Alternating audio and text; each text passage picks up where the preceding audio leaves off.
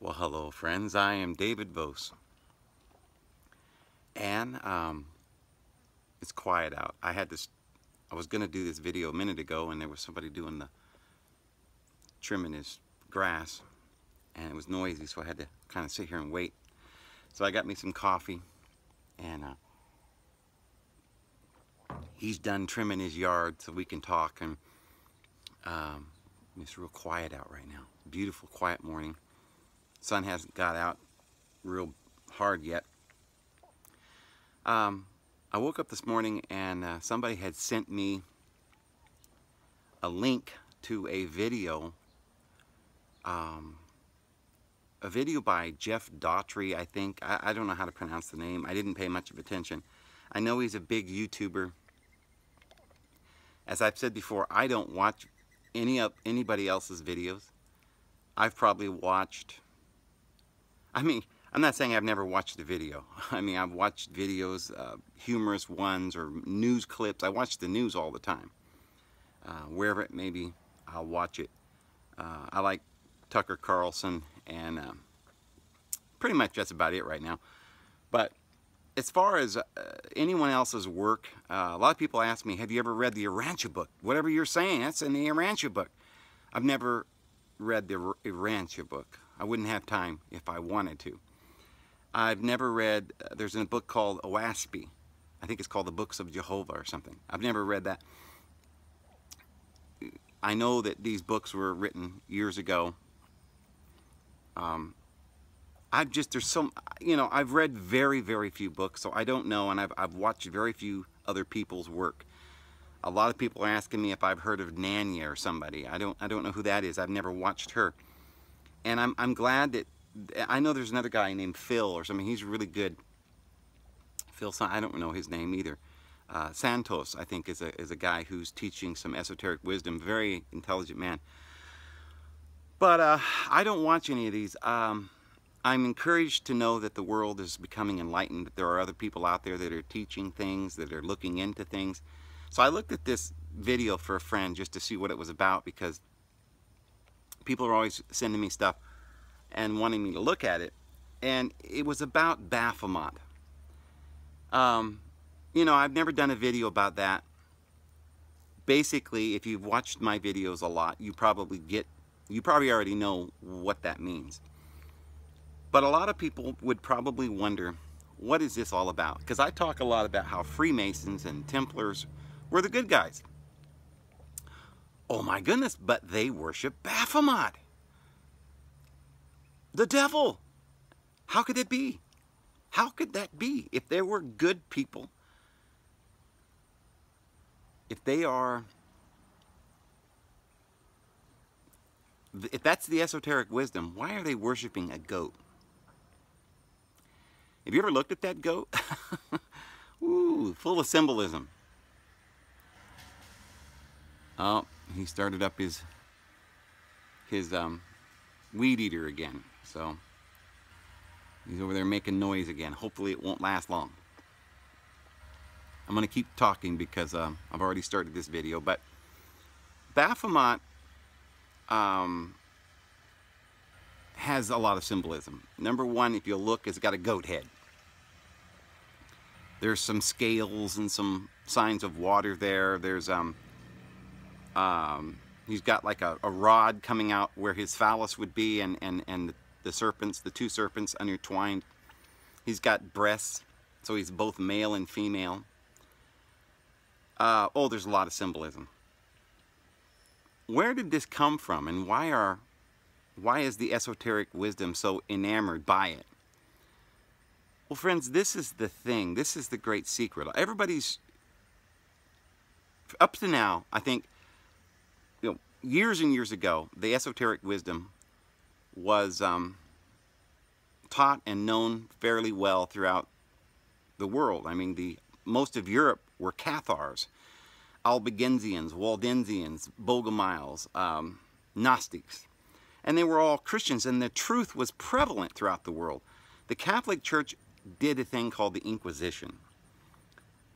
They murdered everyone who had any affiliation or any knowledge, or a priest or any esoteric believer who knew anything, who wrote anything, anyone who would dare speak the words of truth was martyred.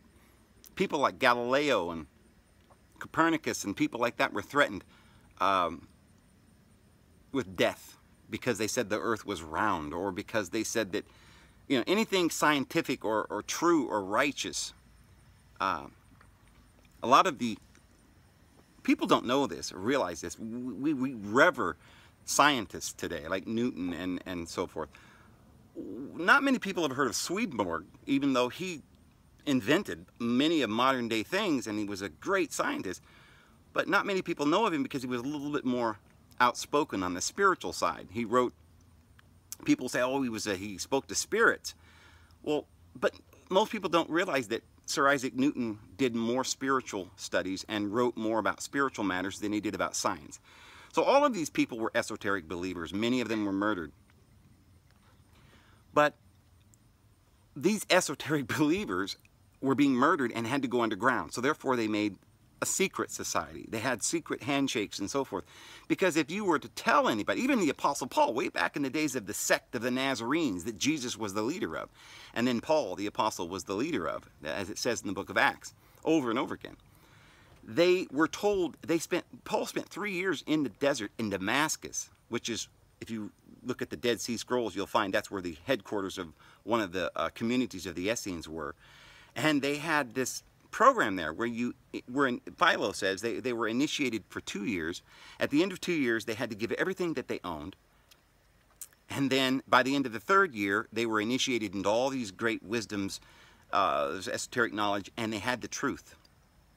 By the end of 3 years in the desert, Damascus. And the Apostle Paul says he went through that. And at the end of those 3 years, he heard words that were unlawful to speak. The reason it was unlawful, it was secret, is because if he would tell anybody, they would not only murder him, they would have murdered the entire group. They would have went to their headquarters, said, what are you guys teaching, you know, all this truth, you know? And so they were murdered him. Remember, Jesus was murdered. Why do you suppose? Because he was one of these esoteric believers. All the apostles, this wasn't something new. They knew who Christ was. They knew who the Essenes were. Read your history. So, for a long, long time, all these people that had this esoteric wisdom. Have you ever, so this video, Jeffrey Daugherty or whatever, he was talking about the Last Supper in this painting. Now, a lot of you have heard, you've seen this painting, and you've seen how the apostles are grouped into threes, because there's 12 apostles, which is the 12 signs of the zodiac, and there's 3 and 3 and 3 and 3, right? And 4 signs of the cardinal points, and 3 between each, between Taurus and Leo, and you know, and Scorpio and Aquarius. So the man, the bull, the eagle, and the lion. So it's a picture just like this Baphomet picture that's got all of these symbols in it with the torch. The Baphomet's got this torch on his head. He's lit up, and the you know, the horns and the male and the female, you know, things, and the 2 serpents going up his spine. All this symbolism. Well, the paintings of these esoteric believers had symbolism. Poussani, the painter, Teniers, many of these ancient painters painted right in, Bach, Beethoven, the ancient, I can't even think right now, the plays, you know, Shakespeare was written by Sir Isaac, or Francis Bacon. It was a big ruse, right? Most of those plays were symbols, were esoteric wisdom. You can use a code and decipher some of these plays. All of these ancient, during the time where they were being wiped off the face of the earth, they had to go underground. So they began to put the symbolism in, wrote some books like the Zohar and you know, the Sefer Yetzirah and the Books of Thoth and so forth. All of these books contain the esoteric wisdom. In the Book of Thoth it says, as above, so below. So in these symbolisms that you see that are now being said, oh, the Templars and the Masons worship the double. No, that's not true. All of my subscribers know that all of this information, whether it's in the Bible, I mean, who worships Satan? It's actually the whole Christian world, because they're worshiping Jehovah. And Jehovah, and I'm going to show and prove, just look up the things that I'm saying to you in the dictionary, because I don't, in my videos, I don't have time to go through line by line giving you documents and proof for everything I say. I go through as a way for people to just grasp it, and then you can do your own study. You can go and look these things up. But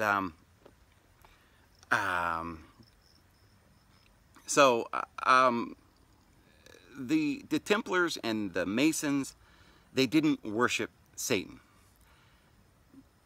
The original Christians believed that Jehovah was Satan, and they didn't worship him. They understood that it was the ego, that it was the carnal world, the god of this world. We've lost this truth. Our own Bible teaches it. Jesus said, "Your God," speaking to the Jews, he's the devil, and he's a liar and a murderer. And the Apostle Paul says we're not under the law, that Jesus died and conquered that God. He died and paid the price with his blood. To who? His own Father? No, his Father is love. There is no judgment in his Father. His Father has a plan and eternal purpose for all of us. We're all made in his image. We're spiritual. But the physical realm, Jehovah, the second chapter of Genesis, the second chapter, which is the second creation, which is not really a creation at all, which is the bringing into form. And they brought Adam and Eve into form and separated the two, Adam, into male and female. And in so doing, split the psyche and disrupted everything. And their eyes were opened unto this carnal world, and the forms, and the animals, and the zodiac, and the astrological forces. And so at the bottom of the wheel of the 12, you'll see that there's 6 above and 6 below. And at the very bottom, December 25th, is the birth of Saturnalius, which is, you know, in Capricorn. Capricorn is a goat.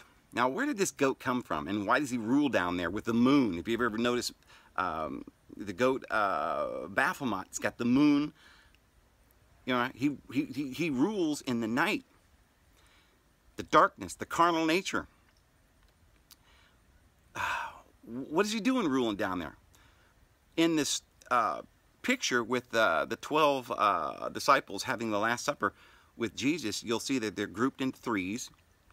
And you'll see, if you blow it up and use a mirror image, according to this Jeff Daughtry or whatever, and it's the first I ever saw it, but if you look on Jesus's robe, you'll see the goat of Mendes or Baphomet, or this goat figure with the horns right there on his chest, and they're like baffled by this. Well, it was known for a long time that the Masons, the people who believed in the esoteric wisdom, had these symbols.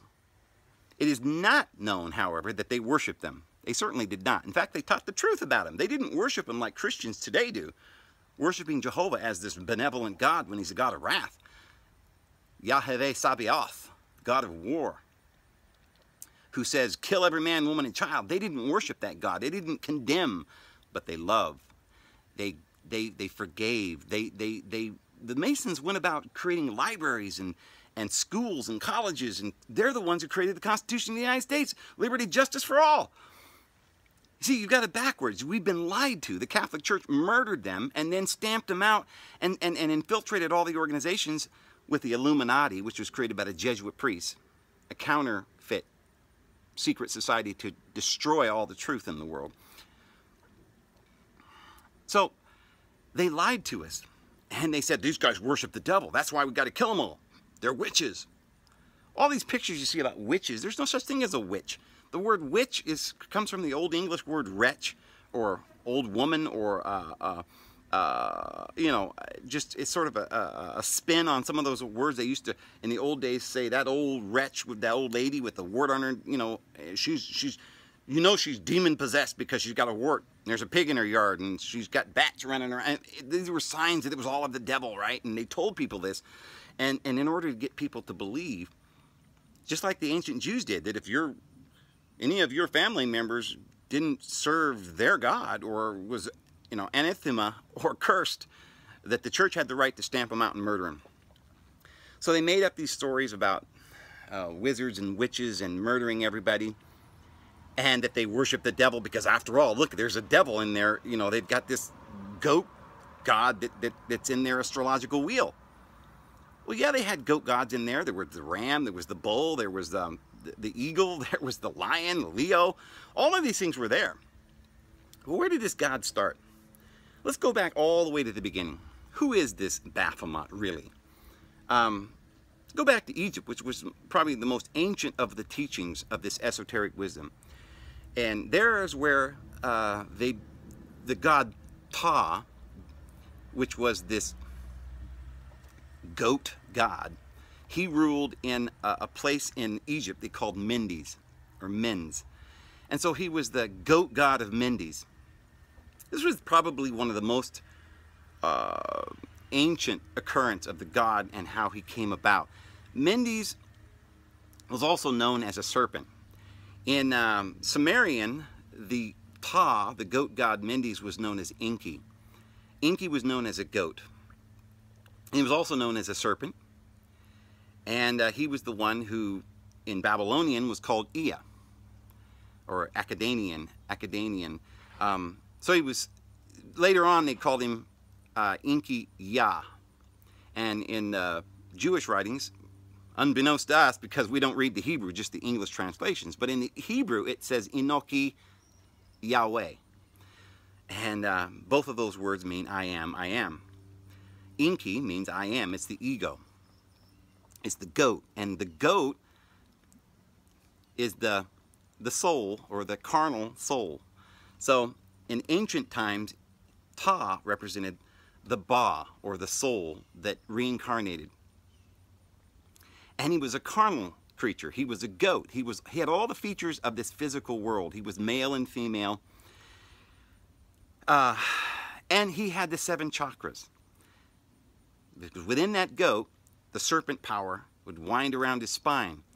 And it would go, rise, it would be, this holy anointing oil was born in the sacrum, which is right down at the base of the spine.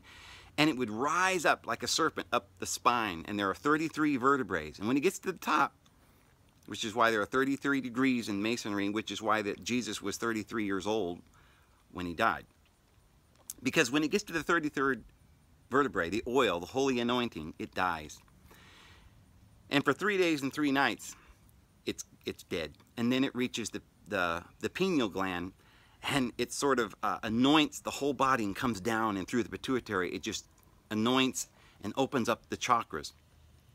And so, on the top of the head of Baphomet is this torch. Well,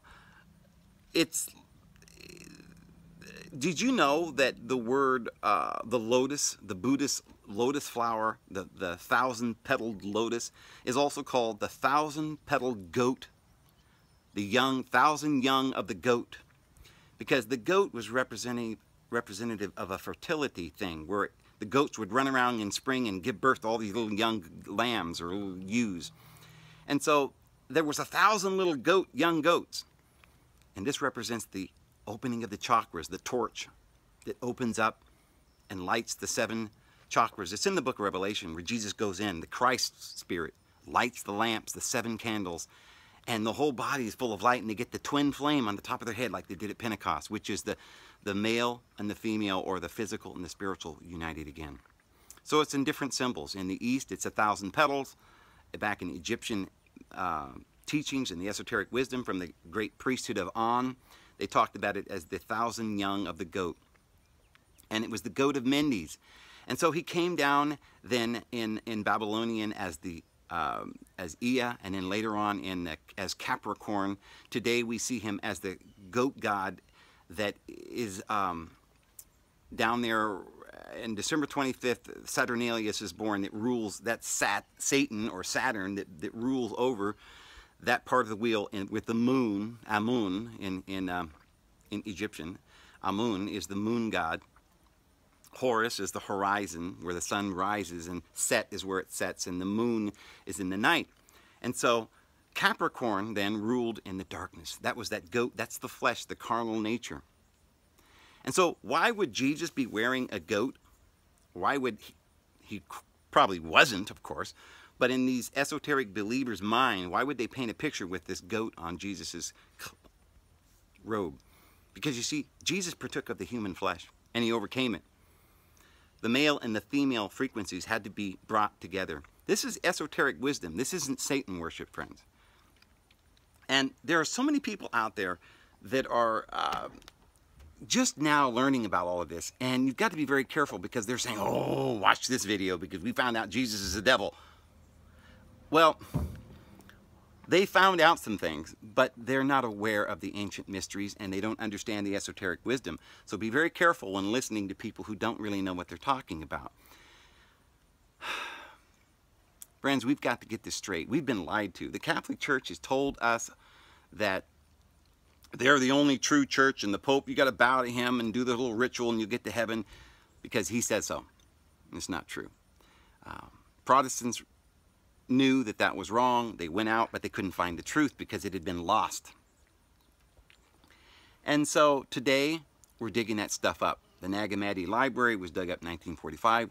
We're translating the Sumerian tablets. We're finding out that the Bible is just an excerpt out of the Sumerian tablets, out of the Egyptian writings, the Book of the Dead. And we're putting all of this ancient mythology together, the Greek gods of the Olympians, Zeus. We're finding out all kinds of things. And we're finding out that Jesus never was a Jew, that he didn't worship Jehovah in Jerusalem. But he was an Essene. And the Essenes were a group of people who were off in the desert, who did not believe in the sacrifices at Jerusalem. They didn't drink wine and they didn't eat meat, which means they couldn't partake of any of the sacrifices of the god Jehovah. And they disdained that religion and they spoke against it. And Jesus spoke against it when he said, your God, you Jews, is the devil. And I'm not going to keep any of your laws. Don't stone that woman. My disciples can eat, harvest grain on the Sabbath whenever they want. We're the lords of the Sabbath. We have dominion over this world. We're not under any of your laws. So, for that, Isaiah 53 says that this God Jehovah was angry. And he wanted to crush Jesus. And so, he crushed him. And they took the 30 shekels of silver, which is the price of a human being in the law of Moses. And Judas took that money and threw it into the treasury and paid that God and redeemed us all. And now none of us are under that law or any of these carnal nature. We're not under this God Baphomet anymore. We overcame it. Jesus came riding into Jerusalem on a donkey, representing that he had dominion. Jesus had to enter into the flesh and partake of flesh just as his brothers did. He learned by the things in which he suffered. This physical world was just like a robe to him. Something, a trial, a test that he had to overcome and conquer, and he did so. And so in that painting, you'll see Jesus wearing the robe of Baphomet, or the robe of the god of Mendes, or as the Babylonians called him, Ea, the goat Ea. And it came down to the Jews as Yahweh, Yah. And so,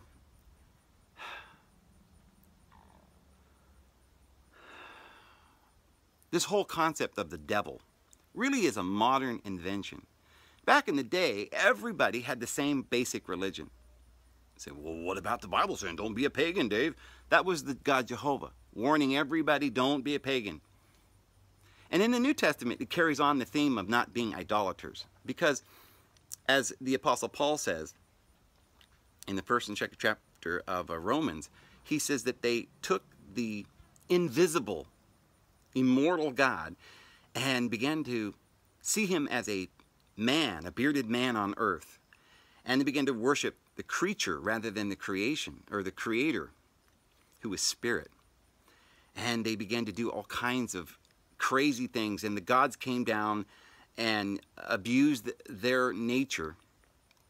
And the humans began to have relations with these other beings, and they began to make these temple sacrifices and temple prostitutes, and it got into some crazy, really weird religion.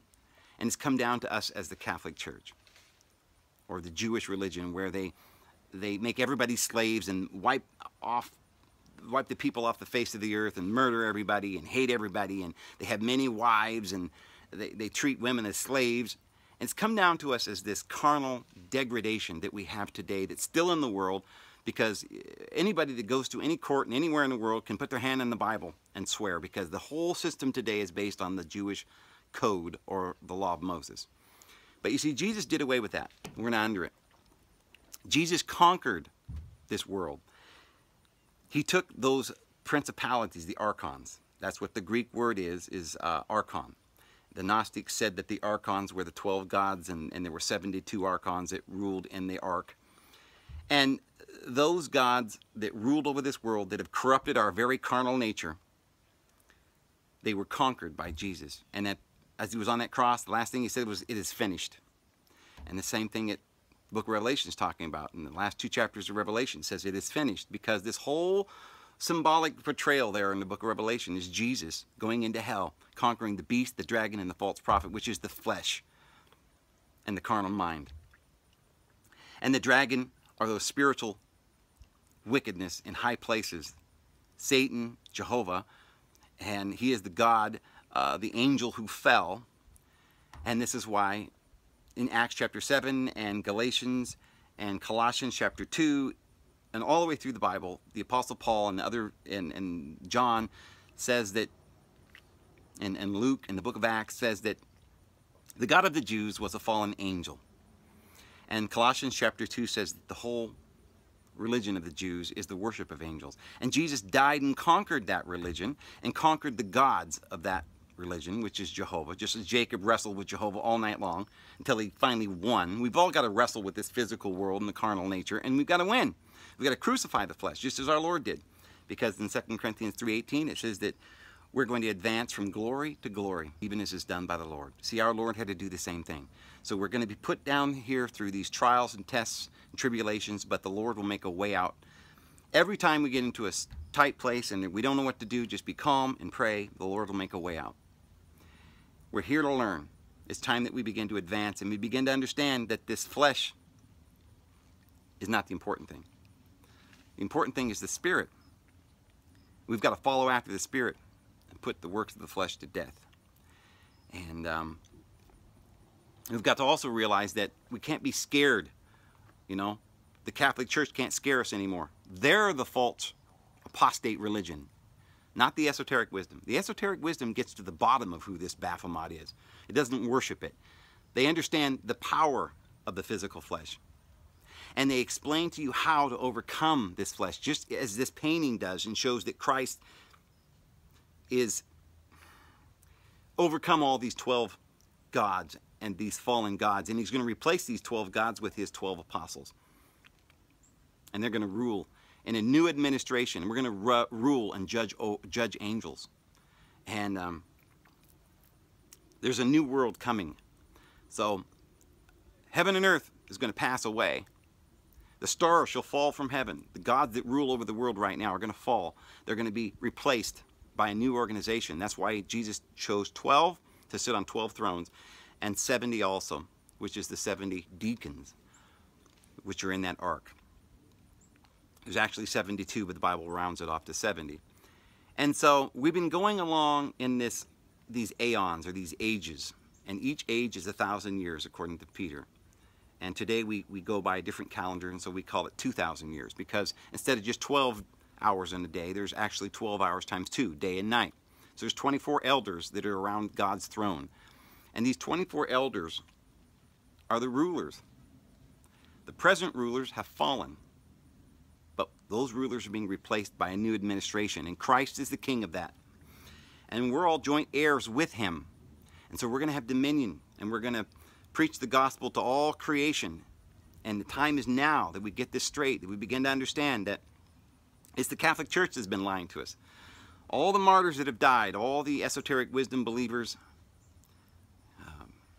Copernicus and Galileo and all these ancient, paintings and Da Vinci and all these this ancient wisdom that was put down. Don't be afraid of it. Learn, understand it. There's symbols in there, just like the Old Testament. It's full of wrath and violence and evil. Joshua going into the promised land and wiping out all these people. There are 5 kings that he puts on crosses. What is that? It's the 5 senses. You've got to put the 5 senses and crucify it. He put him in a cave in order to conquer him. You've got to shut down the senses. Not think about the fleshly. Go for the spiritual. went into Jericho, and the walls came down. That's the physical, carnal world. And the soul, Rahab the harlot, was saved. So there are symbols throughout the Bible and throughout the esoteric wisdom. Don't be afraid, but understand we worship our Father in heaven, who is light, who is love, and there is no darkness in union with him at all. He has no judgment, and there is no condemnation in us who follow after Christ. So I'm going to go ahead and go, friends. Hope that helps a little bit. We'll probably do a little bit more research on this and talk a little bit more about this in coming videos. Hope you guys have a great day. It's David Vos, and we'll see you again tomorrow.